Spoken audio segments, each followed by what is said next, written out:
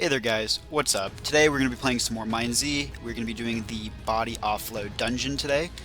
This dungeon is, I'd say, medium difficulty, it's not too hard. I'd highly recommend bringing an infinity bow to this dungeon and feather fallings. They are not needed, but highly recommended. When you get these TNTs, you're going to throw them at the iron bars, it'll blow them up and you can progress. A lot of the first part of this dungeon is just going to be walking and navigating these different caves.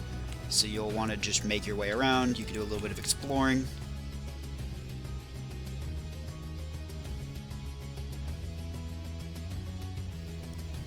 Once you reach this area, you'll know you're going the right way because you'll just start to go down.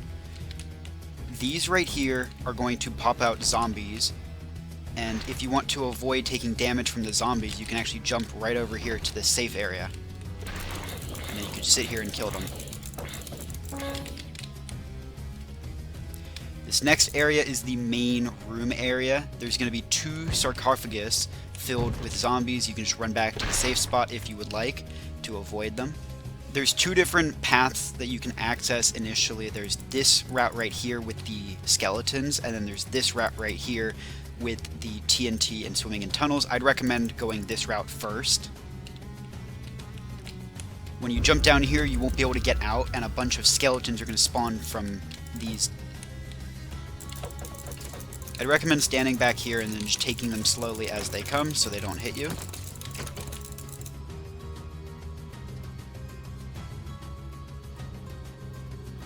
Once you've defeated all of the skeletons, the skeleton boss for this area will come out. Do not let him hit you. If he hits you, he will do a lot of damage. So we're just going to back him up into a corner and kill him. He'll drop a TNT. The TNT dropped really close to here, so it blew it up. That is all fine. This next part, we're going to run over here and grab the TNT. You're going to need this to go around to the other side.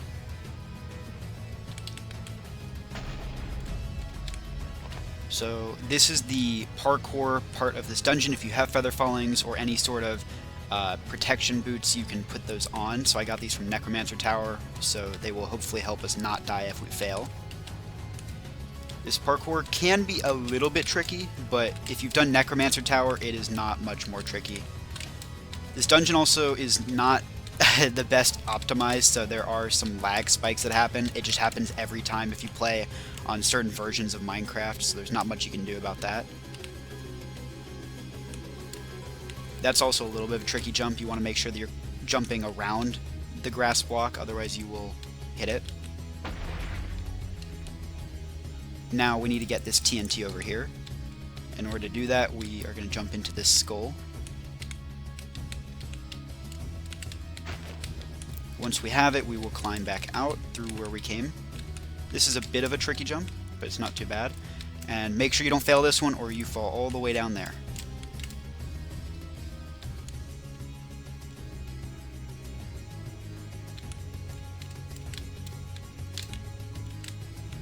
Yep, there we go, another lag spike. Once we break that, it will release some water, which will grow the thing down there for the next part of the dungeon. A fast way to get down from here is to jump down into these cobwebs. Make sure you don't miss them or you might die. And then here we'll get the bone dust, and we need this for later on in the dungeon. This dungeon has this little mechanic where you jump into the soul sand and you slowly fall through some cobwebs into a tunnel. It's just very slow. If you want to speed it up, bring a shovel. Once you've fallen through, you go into this little tunnel. You shouldn't drown in here if you move pretty quickly.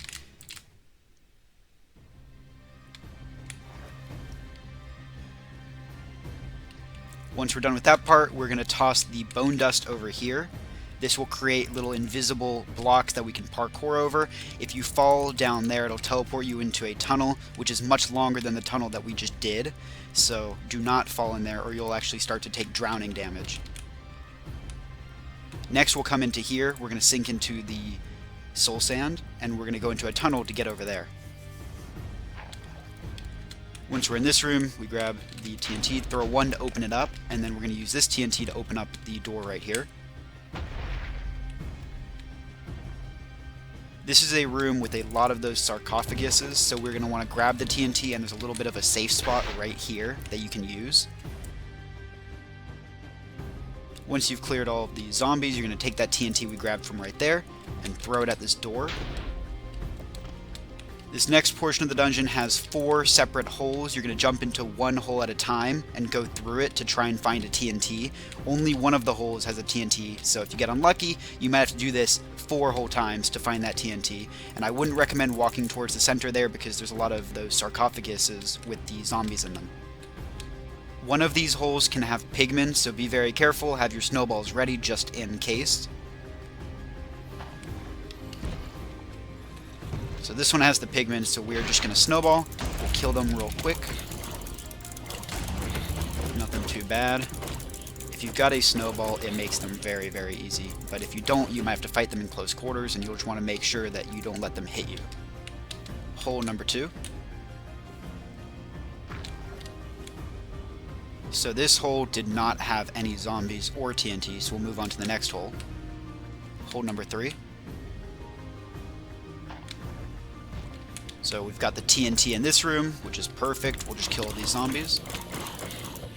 And we will grab the TNT, and we're done with these holes. And if you're pretty fast, you can actually use your shovel to break the cobwebs and jump in before the zombies or pigmen spawn. So that is a strategy you can do once you get good at the dungeon. Now that we have our TNT, we can come over here and unlock this door. And we will be ready to fight the mini-boss of this dungeon.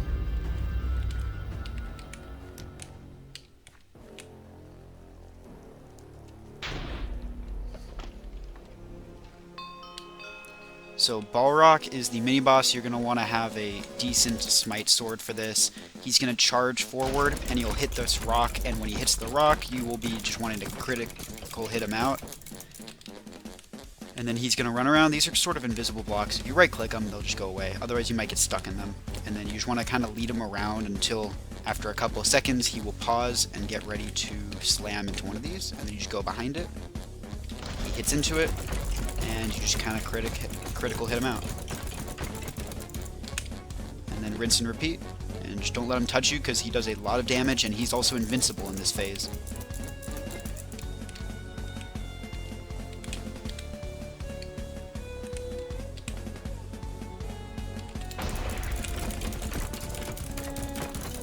There we go.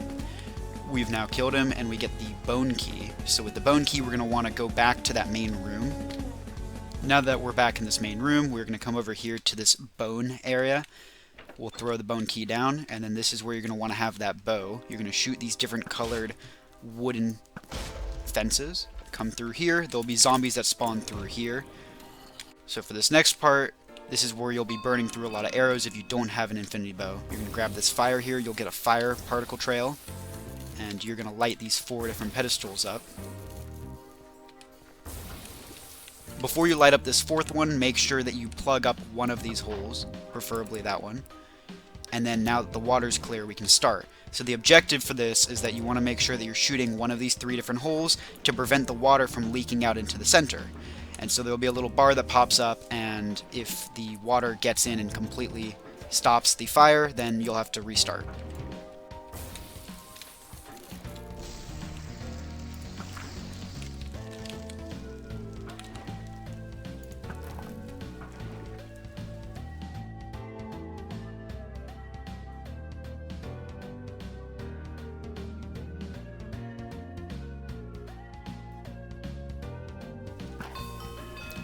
Nice. So once we've got the bar full, we get this wither.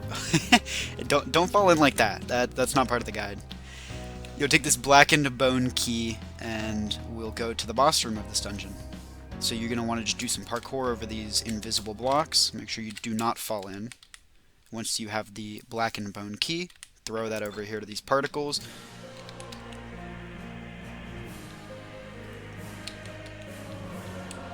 We'll grab this TNT, and once you're ready, you're going to go ahead and throw this TNT and start the boss room. Something you'll want to note in this dungeon is that it is just going to be a whole lot of zombies, and there'll be some pigment spawners in each of the 4 corners of this room. I'd recommend not sprinting at all in this dungeon if you want to do it without taking a lot of excessive damage.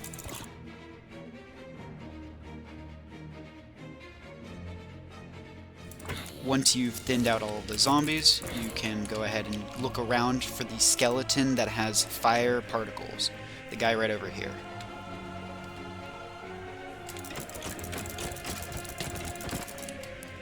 So once we get that TNT, we can drop it on one of these particles, and it'll start the next wave. And then you can come over back here to the safe spot, and you can kill the next wave of zombies. And the one with the TNT has shown up right here, which is pretty convenient.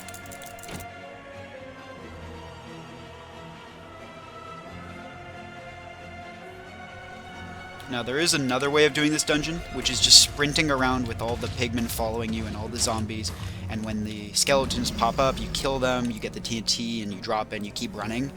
But that's for if you want to speed run, and you'll probably take some damage doing that, and it is quite stressful, so I would not recommend doing it that way.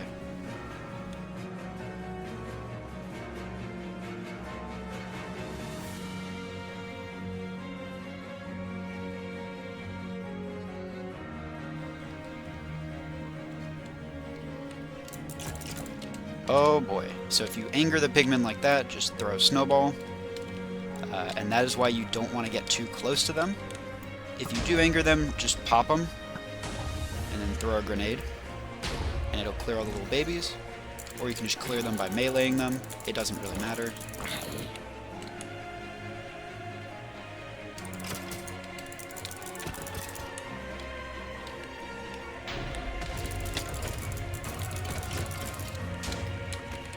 We are on the last wave right now.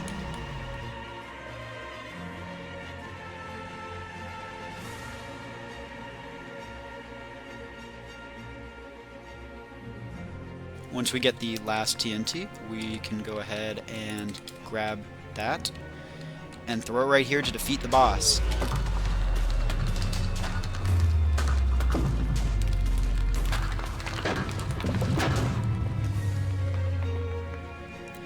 With the boss defeated, you'll want to clear out the rest of the remaining zombies because they might come after you, or skeletons.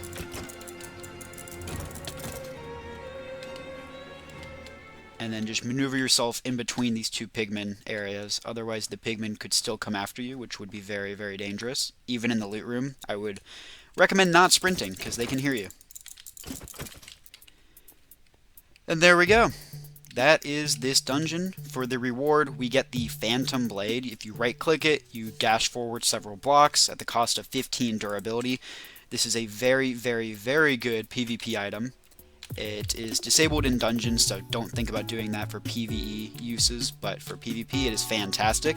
The loot here is also pretty great. This dungeon is a pretty good gear up if you just need to get some basic loot to go PvP.